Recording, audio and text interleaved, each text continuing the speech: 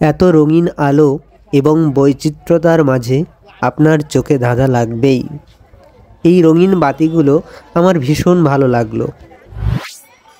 শীতলাবাড়ির প্রত্যেকটি প্রতিমা এত সুন্দর ও দৃষ্টিনন্দন, আপনি সচক্ষে না দেখলে পুরোটা অনুভব করতে পারবেন না। হাহা, হাত উঁচু করে দাঁড়িয়ে থাকা ব্যক্তিটি কিন্তু আমি।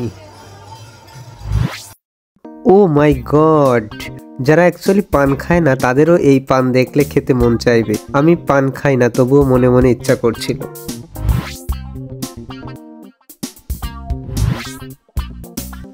ফাঁকে আমি কয়েকটি স্টিল পিকচারও নিয়ে নিলাম।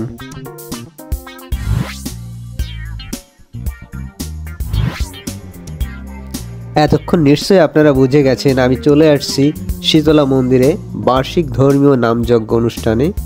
Hello friends, welcome to my new blog video. আপনারা দেখতে পাচ্ছেন শীতলা মন্দির প্রাঙ্গণে কৃষ্ণ নাম চলছে এবং অসংখ্য ভক্তবৃন্দ কৃষ্ণ নামে মেতে আছে। আমিও তাদের সাথে সামিল হয়ে গেলাম, মন দিয়ে একটু শুনেও নিলাম।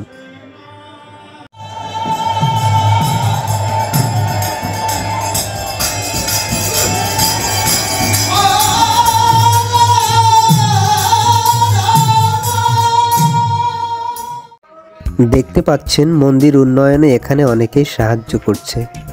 আপনিও আপনার সাহায্যের হাত বাড়িয়ে দিতে পারেন। একটু সামনেই একটা ব্যানার দেখা যাচ্ছে, এখানে লেখা আছে আনন্দ বাজার। এখানে মূলত ভক্তবৃন্দদের খাওয়া দাওয়ার ব্যবস্থা করা হয়। আমি ঘুরতে ঘুরতে রাধাকৃষ্ণের মন্দিরে চলে আসলাম এবং ঠাকুরগুলো দেখে এত ভালো লাগছে। আমি এখানে এসে ঠাকুরের প্রসাদও পেয়ে গেলাম। ঠাকুরের প্রতিমাগুলো এত সুন্দর করে সাজানো হয়েছে, এত সুন্দর হাতের কাজ, কারুকাজ, যে আপনার ভালো লাগতেই হবে। সত্যি এরকম ধর্মীয় অনুষ্ঠানে আসলে মনটা খুবই ফ্রেশ থাকে। ধর্মভীরুতা মনের ভিতর একটু বেশি কাজ করে।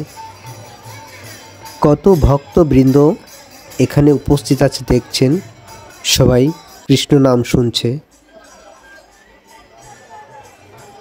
আপনারা এখন যেটা দেখছেন এটি মূলত শীতলা মন্দিরের প্রধান স্থাপনা।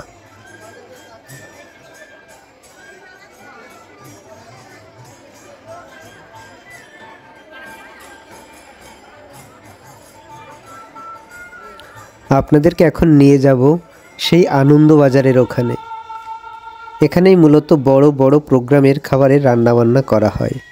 ভক্তবৃন্দ অর্থের বিনিময়ে এবং বিনামূল্যেও এখান থেকে প্রসাদ নিয়ে থাকেন।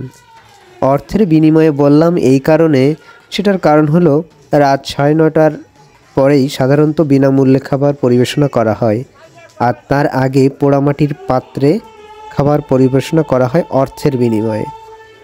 অর্থগুলো অবশ্যই মন্দির উন্নয়নে যায়। আমরা দূর থেকে আসছি জেনে এখানের একজন বয়স্ক মুরব্বীর লোক আমাদের বিনামূল্যেই খুব যত্ন করেই খেতে দিল। দেখুন প্রসাদ তৈরির কাজে কত মানুষ রয়েছে এবং স্তূপাকারে সবজিগুলো সাজিয়ে রাখা হলো। এক পাশে রান্না চলছে, অন্য সাইডে সবজি কাটাকুটার কাজ চলছে। রান্না হয়ে গেলে কিন্তু অবশ্যই এখানে খেতে দেওয়া হবে এবং এই বেঞ্চগুলোতে কিন্তু লোক ভরে যাবে।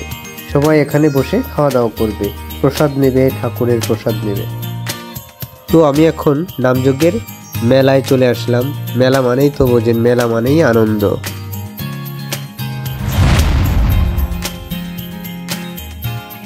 মেলায় তো বাহারি রকমের জিনিস থাকবেই, অনেকে কেনাকাটা করছে, চুড়ি এবং বিভিন্ন জিনিস দেখতে পাচ্ছি, বিশেষ করে এগুলো মেয়েদের জিনিস। এবং রয়েছে বিভিন্ন ধরনের রাইডিং।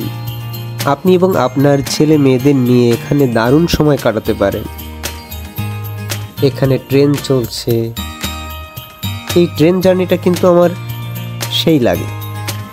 সেই লাগার অবশ্য কারণ আছে, কারণ হলো বাকি যে নৌকা বা দোলনা রাইডিং রয়েছে ওটা আমার ভীষণ ভয় করে।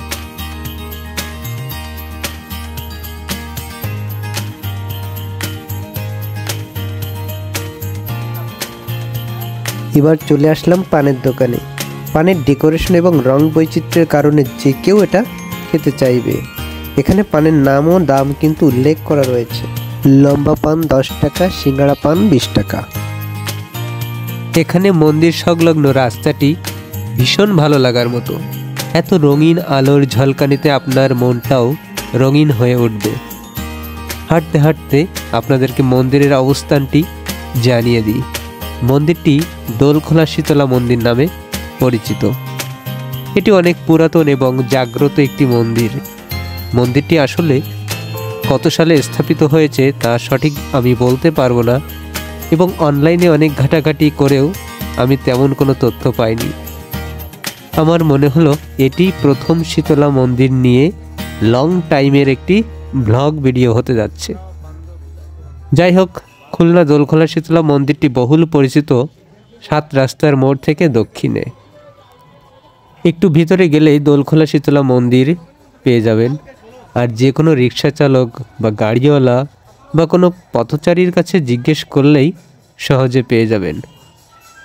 যাই হোক, আমি আরেকটু কৃষ্ণ নাম শুনতে শুনতে ভিডিওটি শেষ করব। আপনারা যারা আমার চ্যানেলে নতুন তারা অবশ্যই আমার ভিডিওগুলো দেখবেন এবং অবশ্যই চ্যানেলটি সাবস্ক্রাইব করবেন। সাথে লাইক, কমেন্ট, শেয়ার দিতে ভুলবেন না। সবাইকে অনেক অনেক ধন্যবাদ।